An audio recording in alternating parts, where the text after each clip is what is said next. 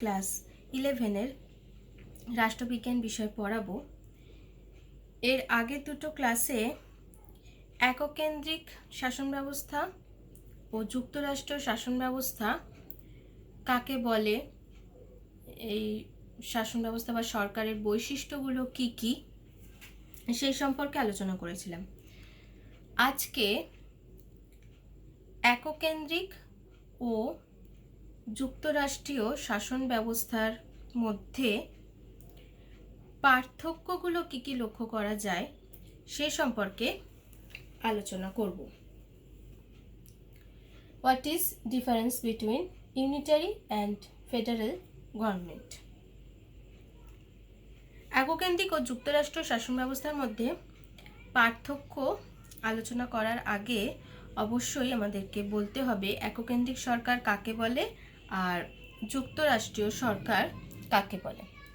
তো এককেন্দ্রিক সরকার যখন আমি পড়িয়েছিলাম তখন বলেছিলাম যে এককেন্দ্রিক সরকার কাকে বলে।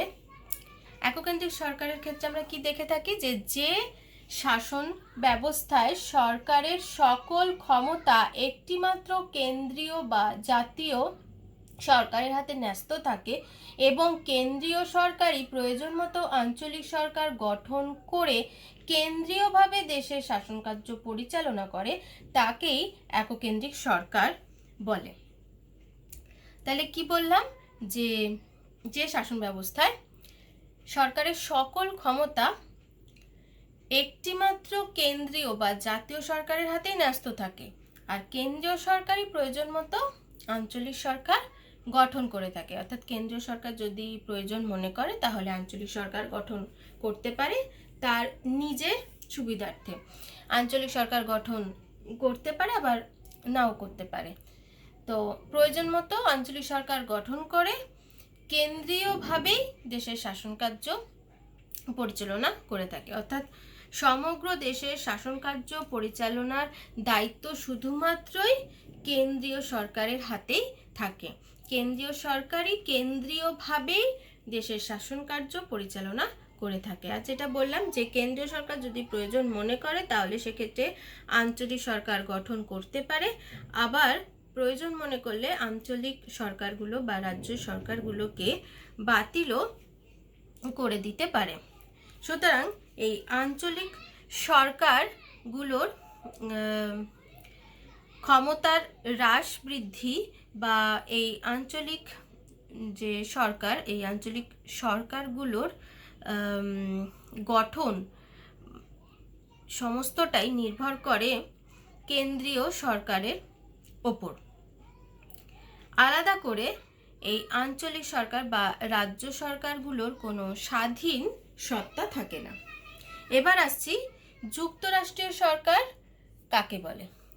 যুক্তরাষ্ট্রীয় সরকারের ক্ষেত্রে যেটা দেখা যাচ্ছে যে শাসন ব্যবস্থায় শাসনতন্ত্রের মাধ্যমে কেন্দ্রীয় সরকার ও রাজ্য সরকারগুলোর মধ্যে এমনভাবে ক্ষমতা বন্টন করা হয় যে উভয় সরকারই নিজ নিজ ক্ষেত্রে স্বাধীনভাবে শাসন কার্য পরিচালনা করতে পারে, তাকেই যুক্তরাষ্ট্রীয় শাসন ব্যবস্থা বা যুক্তরাষ্ট্রীয় সরকার বলা হয়ে থাকে।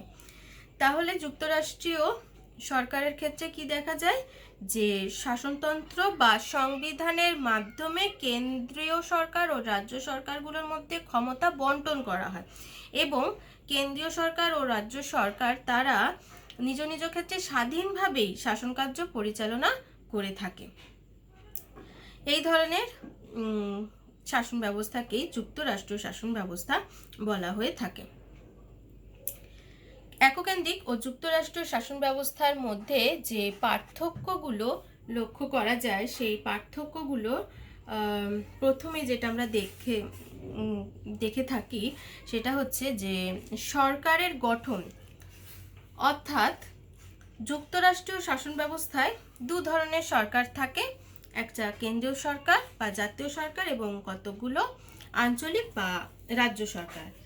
আর এই কেন্দ্রীয় সরকার এবং রাজ্য সরকার তারা স্বাধীনভাবেই নিজেদের কাজ তারা করে থাকে।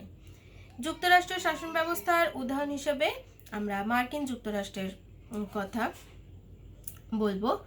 মার্কিন যুক্তরাষ্ট্র, এই দেশটাতেই আমরা যুক্তরাষ্ট্রীয় শাসন ব্যবস্থা লক্ষ্য করে থাকি। এককেন্দ্রিক শাসন ব্যবস্থার একটি মাত্র সরকার বা কেন্দ্রীয় সরকার থাকে এবং এই কেন্দ্রীয় সরকারের হাতেই যাবতীয় ক্ষমতা ন্যস্ত থাকে। তবে এই কেন্দ্রীয় সরকার প্রয়োজন মনে করলে আঞ্চলিক সরকার গঠন করতে পারে, তবে আঞ্চলিক সরকারগুলোর আলাদা কোনো স্বাতন্ত্র থাকে না।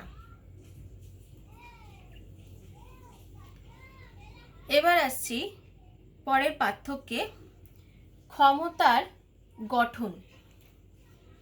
যুক্তরাষ্ট্রের শাসন ব্যবস্থায় একটি কেন্দ্রীয় সরকার এবং কতগুলো আঞ্চলিক সরকারের মধ্যে ক্ষমতা বণ্টিত হয়। আর যেটা দেখা যায় যে জাতীয় স্বার্থ সংক্রান্ত বিষয়গুলো কেন্দ্রের হাতে ন্যস্ত থাকে, আর আঞ্চলিক স্বার্থ সংক্রান্ত বিষয়গুলো রাজ্য সরকারের হাতে ন্যস্ত থাকে। আর ক্ষমতার এই বন্টন ব্যবস্থা হলো যুক্তরাষ্ট্রের একটা গুরুত্বপূর্ণ বৈশিষ্ট্য। কিন্তু এককেন্দ্রিক শাসন ব্যবস্থায় যেটা দেখা যায় যে সমগ্র দেশের প্রশাসনিক দায়িত্ব একটিমাত্র কেন্দ্রীয় সরকারের হাতেই থাকে, আর এই কেন্দ্রীয় সরকারের হাতেই সকল ক্ষমতা ও কর্তৃত্ব কেন্দ্রীভূত থাকে। ক্ষমতার এই কেন্দ্রীকরণই হচ্ছে এককেন্দ্রিক শাসন ব্যবস্থার উল্লেখযোগ্য বৈশিষ্ট্য। পরের পার্থক্যে আসছি, আঞ্চলিক সরকারের প্রকৃতি। শাসন কার্যের সুবিধার জন্য এককেন্দ্রিক শাসন ব্যবস্থায় যেটা আমরা লক্ষ্য করে থাকি যে এক বা একাধিক আঞ্চলিক সরকার থাকতে পারে। কেননা এককেন্দ্রিক শাসন ব্যবস্থার ক্ষেত্রে যেটা আমরা দেখে থাকি যে কেন্দ্রীয় সরকার যদি প্রয়োজন মনে করে তাহলে আঞ্চলিক সরকার গঠন করতে পারে। সেই কারণেই বলা হচ্ছে যে এককেন্দ্রিক শাসন ব্যবস্থাতে এক বা একাধিক আঞ্চলিক সরকার থাকতে পারে, তবে যে সমস্ত আঞ্চলিক সরকারগুলো আছে তারা পুরোপুরি কেন্দ্রীয় আইন ও নির্দেশের ওপরেই নির্ভরশীল থাকে, অর্থাৎ কেন্দ্রীয় সরকারই এই সমস্ত আঞ্চলিক সরকারগুলোকে নিয়ন্ত্রণ করে থাকে। কেন্দ্রীয় সরকার খুশি মতো তাদের সৃষ্টি করতে পারে, আবার বাতিলও করে দিতে পারে। আঞ্চলিক সরকারগুলোর আলাদা কোনো স্বাধীন সত্তা থাকে না। কিন্তু যুক্তরাষ্ট্রীয় শাসন ব্যবস্থার ক্ষেত্রে যেটা দেখা যায় যে যুক্তরাষ্ট্রের যে সমস্ত আঞ্চলিক সরকারগুলো আছে তাদের স্বাধীন সত্তা ও স্বাতন্ত্র্য স্বীকার করা হয়, আর যুক্তরাষ্ট্রে আঞ্চলিক সরকারগুলো তারা নিজ নিজ ক্ষেত্রে স্বাধীন ও স্বতন্ত্র, তারা কেন্দ্রের ওপর নির্ভরশীল নয়। এবার পরের পার্থক্যে আসছি, শাসনতন্ত্রের প্রকৃতি। যুক্তরাষ্ট্রীয় সরকারের যে শাসনতন্ত্র বা সংবিধান, সেই সংবিধান আমরা কি দেখেছি যে লিখিত ও দুষ্পরিবর্তনীয় হয়ে থাকে, অর্থাৎ এই সংবিধানকে সহজে পরিবর্তন করা যায় না। সেই কারণেই বলা হচ্ছে দুষ্পরিবর্তনীয়, সহজে পরিবর্তন করা যায় না। তার জন্য একটা বিশেষ জটিল পদ্ধতি অনুসরণ করতে হয় এবং কেন্দ্র ও রাজ্য উভয় সরকারেরই এক্ষেত্রে সম্মতির প্রয়োজন হয়। এটাই হলো যুক্তরাষ্ট্রের অন্যতম বৈশিষ্ট্য। কিন্তু এককেন্দ্রিক সরকারে যে সংবিধান, সেই সংবিধান লিখিত বা অলিখিতও হতে পারে, আবার সুপরিবর্তনীয় বা দুষ্পরিবর্তনীয় হতে পারে। এবার পরের পার্থক্যে আসছি, যুক্তরাষ্ট্রীয় আদালত। যুক্তরাষ্ট্রের অন্যতম একটা বৈশিষ্ট্য হলো যে একটা স্বাধীন ও নিরপেক্ষ যুক্তরাষ্ট্রীয় আদালতের অবস্থিতি। সংবিধানকে ব্যাখ্যা ও রক্ষা করার দায়িত্ব ও ক্ষমতা এই যুক্তরাষ্ট্রীয় আদালতের উপরেই ন্যস্ত থাকে। কিন্তু এককেন্দ্রিক শাসন ব্যবস্থায় যেটা আমরা দেখে থাকি যে এককেন্দ্রিক শাসন ব্যবস্থার ক্ষেত্রে বিচার বিভাগ খুবই দুর্বল হয়ে থাকে। কেন্দ্রীয় আইনসভার আইনকে আদালত বাতিল করতে পারে না। এককেন্দ্রিক শাসন ব্যবস্থার ক্ষেত্রে আমরা আবার যেটা দেখি যে এককেন্দ্রিক শাসন ব্যবস্থায় কেন্দ্রীয় আইনসভার প্রাধান্যই প্রতিষ্ঠিত হয়ে থাকে। তাহলে যুক্তরাষ্ট্রীয় শাসন ব্যবস্থার ক্ষেত্রে কি দেখলাম? যুক্তরাষ্ট্রীয় শাসন ব্যবস্থার ক্ষেত্রে যুক্তরাষ্ট্রীয় আদালতের প্রাধান্য দেখা যায়। যুক্তরাষ্ট্রীয় আদালতই হলো যুক্তরাষ্ট্রের গুরুত্বপূর্ণ বৈশিষ্ট্য। কিন্তু এককেন্দ্রিক শাসন ব্যবস্থায় আবার বিচার বিভাগ, যেটা বললামই, যে দুর্বল হয়ে থাকে, আর সেখানে আবার কেন্দ্রীয় আইনসভার প্রাধান্যই প্রতিষ্ঠিত হয়ে থাকে। আর আবারও বলছি যে কেন্দ্রীয় আইনসভার আইনকে আদালত বাতিল করতে পারে না। এবার পরের পার্থক্যে আসছি। সংবিধান বা কেন্দ্রীয় সরকারের প্রাধান্য। যুক্তরাষ্ট্রীয় শাসন ব্যবস্থার ক্ষেত্রে সংবিধানের প্রাধান্য প্রতিষ্ঠিত হয়, কেননা আমরা যেটা দেখে থাকি যে সংবিধান অনুযায়ী কেন্দ্র ও রাজ্য সরকারগুলোর মধ্যে ক্ষমতা বন্টন করা হয়ে থাকে। কিন্তু এককেন্দ্রিক শাসন ব্যবস্থায় কেন্দ্রীয় সরকারেরই কর্তৃত্ব প্রতিষ্ঠিত হয়। এককেন্দ্রিক শাসন ব্যবস্থার সকল ক্ষমতার উৎসই হল কেন্দ্রীয় সরকার। আর যুক্তরাষ্ট্রীয় শাসন ব্যবস্থায় কেন্দ্রীয় সরকার ও রাজ্য সরকারগুলোর সকল ক্ষমতার উৎস হল সংবিধান। এবার পরের পার্থক্যে আসছি। দ্বি-নাগরিকত্ব। যুক্তরাষ্ট্রে অর্থাৎ যুক্তরাষ্ট্রীয় সরকারে যুক্তরাষ্ট্রীয় শাসন ব্যবস্থায় দ্বি-নাগরিকত্বকে অন্যতম বৈশিষ্ট্য হিসেবে গণ্য করা হয়। আর এককেন্দ্রিক শাসন ব্যবস্থাতে আবার দ্বি-নাগরিকত্ব স্বীকৃত হয় না।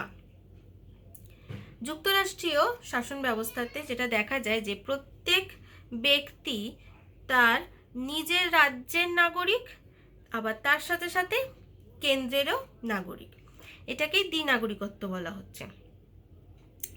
কিন্তু এককেন্দ্রিক শাসন ব্যবস্থায় দ্বি-নাগরিকত্ব স্বীকৃত হয় না। এখানে একটাই নাগরিকতা লক্ষ্য করা যায়। এবার পরের পার্থক্যে আসছি। আঞ্চলিক সরকারের সৃষ্টি। যুক্তরাষ্ট্রীয় শাসন ব্যবস্থায় সংবিধানের দ্বারা কেন্দ্রীয় সরকার এবং আঞ্চলিক সরকার উভয় ধরনের সরকারেরই সৃষ্টি হয়। কিন্তু এককেন্দ্রিক শাসন ব্যবস্থায় কেন্দ্রীয় সরকারই আঞ্চলিক সরকারগুলো সৃষ্টি করে। আবারও বলছি, যুক্তরাষ্ট্রীয় শাসন ব্যবস্থা বা সরকারে কি দেখা যায় যে সংবিধানের দ্বারাই একটা কেন্দ্রীয় সরকার থাকে এবং তার সাথে সাথে কতগুলো আঞ্চলিক সরকার থাকে, অর্থাৎ কতগুলো আঞ্চলিক সরকারের সৃষ্টি হয়ে থাকে। কিন্তু এককেন্দ্রিক শাসন ব্যবস্থার ক্ষেত্রে আবার আমরা কি লক্ষ্য করে থাকি? এককেন্দ্রিক শাসন ব্যবস্থার ক্ষেত্রে দেখা যাচ্ছে যে কেন্দ্রীয় সরকারই থাকছে, কেন্দ্রীয় সরকারের হাতেই যাবতীয় ক্ষমতা ন্যস্ত থাকছে। কেন্দ্রীয় সরকারই হচ্ছে সকল ক্ষমতা, আর সকল ক্ষমতা কেন্দ্রীয় সরকারের হাতেই থাকছে।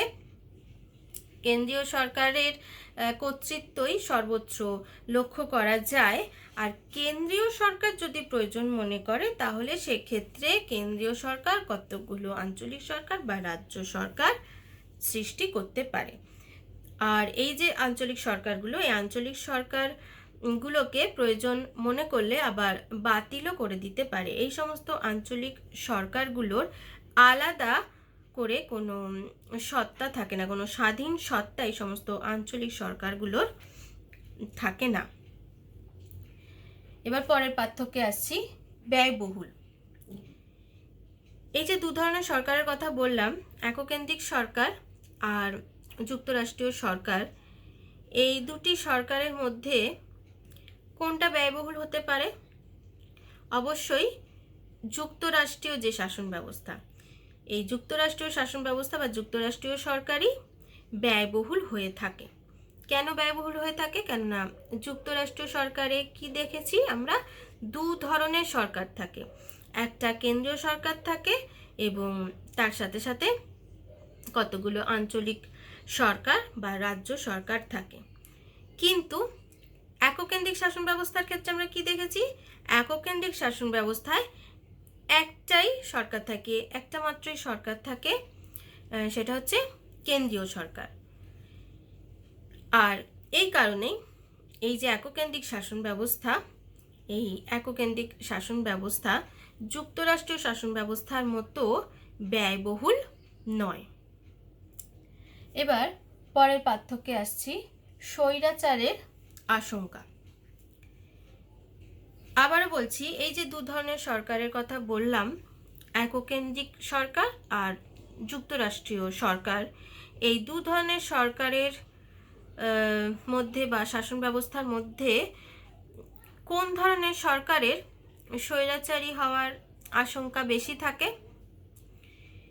যুক্তরাষ্ট্রে যেহেতু সংবিধানের প্রাধান্য থাকে, তাই যুক্তরাষ্ট্রীয় সরকারের ক্ষেত্রে কেন্দ্রীয় সরকার বা রাজ্য সরকার কোনো সরকারই স্বৈরাচারী হতে পারে না।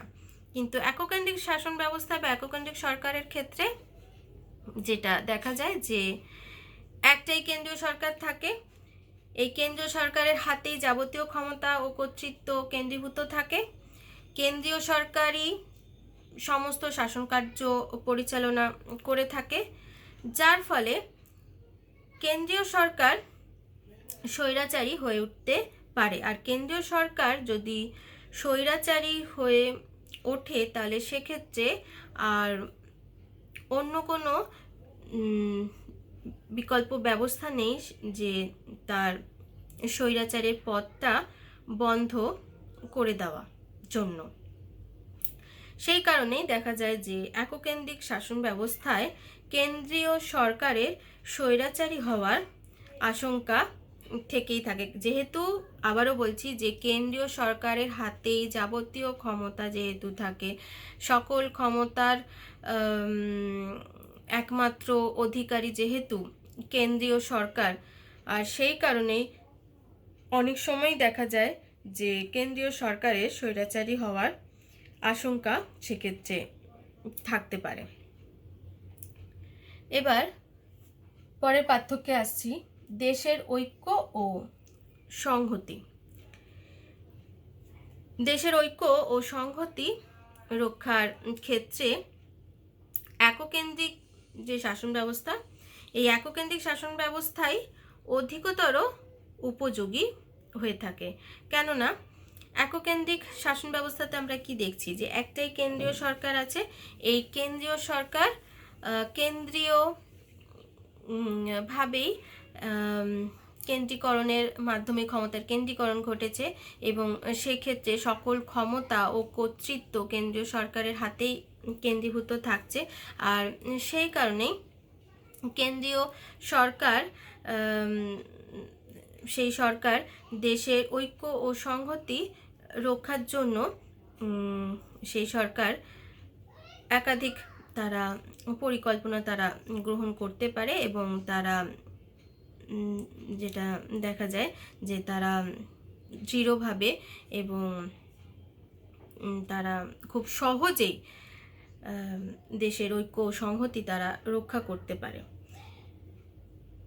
এবং যুক্তরাষ্ট্রীয় শাসন ব্যবস্থার ক্ষেত্রে যেটা লক্ষ্য করা যায় যে যেহেতু একটা কেন্দ্রীয় সরকার আছে এবং তার সাথে সাথে কতগুলো আঞ্চলিক সরকার আছে, সেক্ষেত্রে দেশের ঐক্য ও সংহতি রক্ষার ক্ষেত্রে এই ধরনের যুক্তরাষ্ট্রীয় শাসন ব্যবস্থাতে অনেক সময়ই দেশের ঐক্য সংহতি, আবারও বলছি দেশের ঐক্য সংহতি রক্ষার ক্ষেত্রে একটা অসুবিধা সেক্ষেত্রে পরিলক্ষিত হয়ে থাকে।